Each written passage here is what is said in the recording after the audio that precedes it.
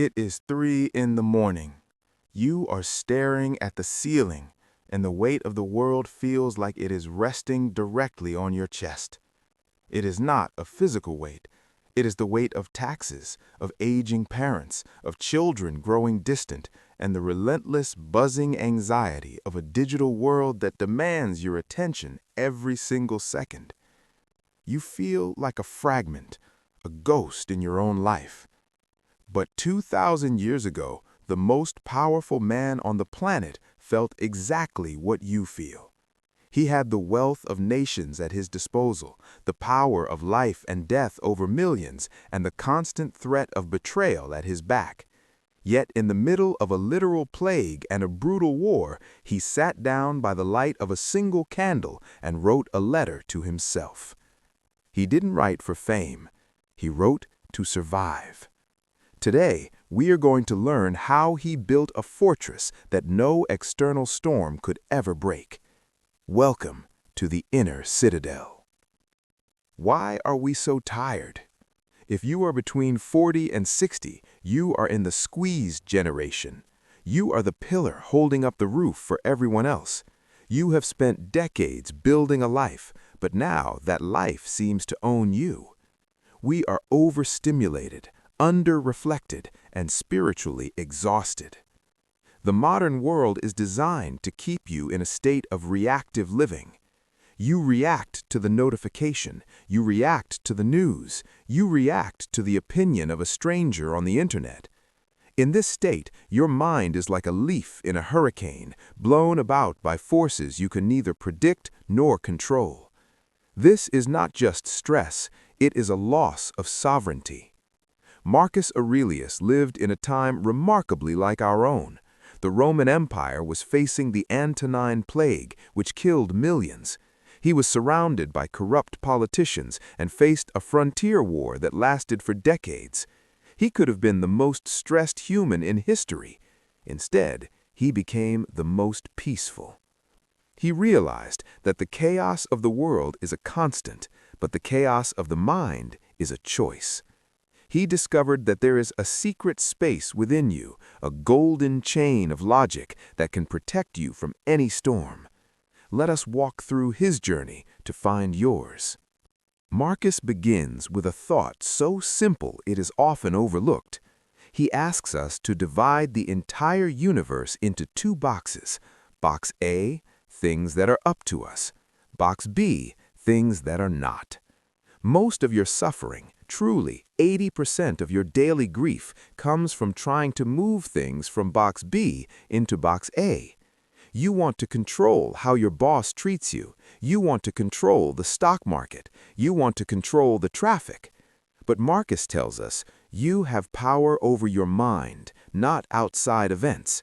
Realize this, and you will find strength. Think of a professional archer. The archer can choose his bow. He can fletch his own arrows. He can practice his stance for 10,000 hours.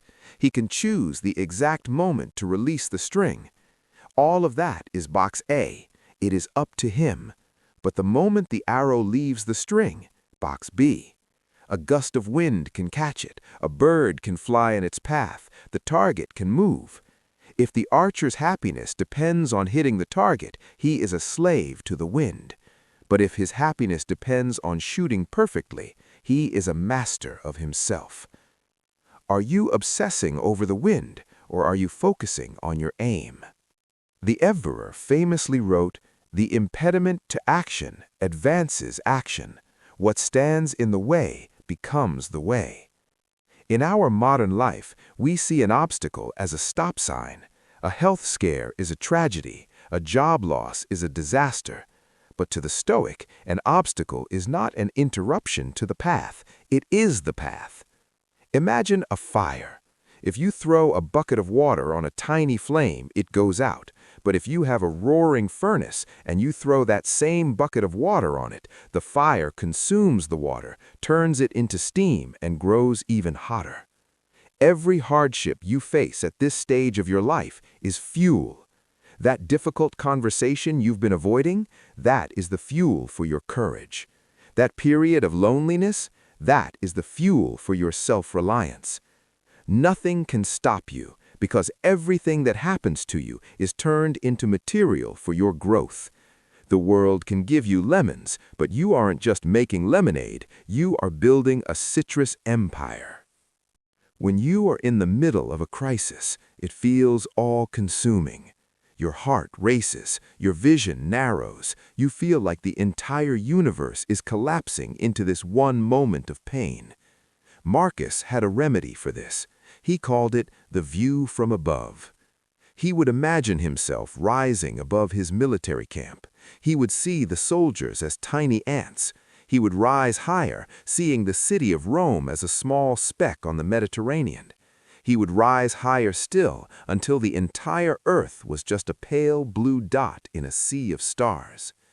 From that height, the urgent email doesn't matter. From that height, the petty insult from a neighbor is invisible. You are not doing this to diminish your life, but to regain your perspective. You are a part of a vast, ancient, and beautiful cosmos. Your life is a single breath in the lungs of time. When you zoom out, you realize that most of the things you fear are too small to be seen from the stars. Let us look at Marcus's morning routine.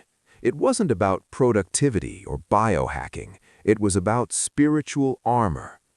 He would wake up and tell himself, the people I deal with today will be meddling, ungrateful, arrogant, dishonest, jealous, and surly. This sounds negative, doesn't it? But it's actually the ultimate form of kindness. By expecting the world to be difficult, he removed the power of surprise. When someone was rude to him, he didn't get angry. Why? Because he had already met that person in his mind 3 hours earlier. He was prepared. We suffer because we expect the world to be perfect. We expect the light to stay green. We expect people to be reasonable. When they aren't, we shatter. Marcus teaches us to carry a shield. If you expect the rain, you aren't angry when you get wet, you just bring an umbrella. In our living rooms, how do we bring this emperor into our living rooms? How do we apply this in 2026? Here are 3 steps you can take before the sun goes down today. First, the control audit. The next time you feel your blood pressure rise, stop. Literally stop moving. Ask yourself, is this thing in box A or box B? If it is box B, like the weather, the past, or someone else's opinion, you must say the magic words, "This is nothing to me." Say it out loud. It feels like a weight dropping off your shoulders. You are reclaiming your energy for the things you can actually change. Second, the negative visualization. For just 60 seconds, imagine losing something you love. Your car, your health, or even a person. This sounds dark, but the result is miraculous.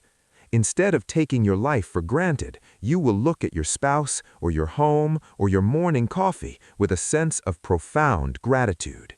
You realize that everything you have is on loan from the universe. You stop mourning what you might lose and start loving what you have. The evening review. Before you close your eyes tonight, don't reach for your phone, reach for a notebook. Ask yourself 3 questions. What did I do right? Where did I stumble? And what will I do differently tomorrow? Be gentle as a judge.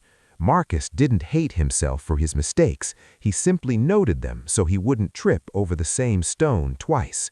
You are a work in progress. Give yourself the grace to grow. We are all traveling a long road.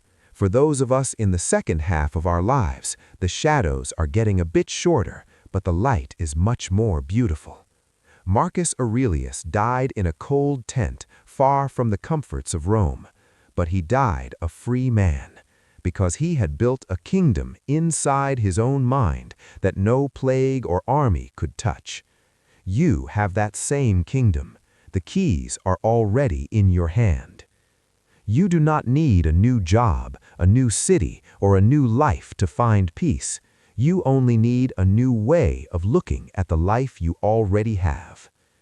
As the emperor said, very little is needed to make a happy life. It is all within you, in your way of thinking. I want to leave you with one final question to carry into your sleep tonight. If you stopped trying to control the world and started mastering yourself, what would you finally have the room to create? Share your thoughts in the comments. Let's build our fortresses together. Stay still, stay strong, stay wise.